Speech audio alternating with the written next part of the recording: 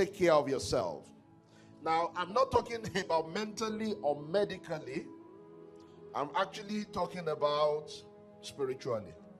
Take care of yourself. All this time when you hear take care of yourself, what came to your mind was take care of your physical self. But you see, these members, they are spiritual.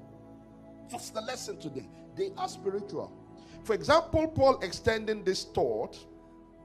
We read 1 Corinthians chapter 6 before. Let's read it again. Verse 18. 1 Corinthians 6. This time we're reading verse 18. And I want you to see Paul's argument concerning the subject of fornication. What you saw before was when somebody commits fornication, he sins against God. But look at what Paul the Apostle says here. Flee fornication. Every sin that a man doeth is without the body. But he that committed fornication sinneth against his own body.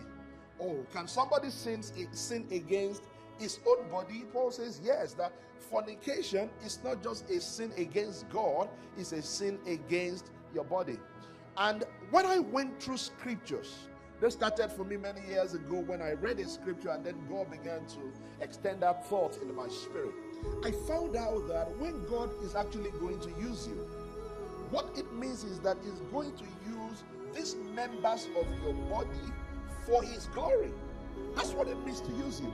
And if you are going to fire off, it's going to be members of your body. So I'm just going to take a few of them this morning, show you what evils are possible with them, show you what consecration you can have for them, and show you these members in God's hand, what can be done.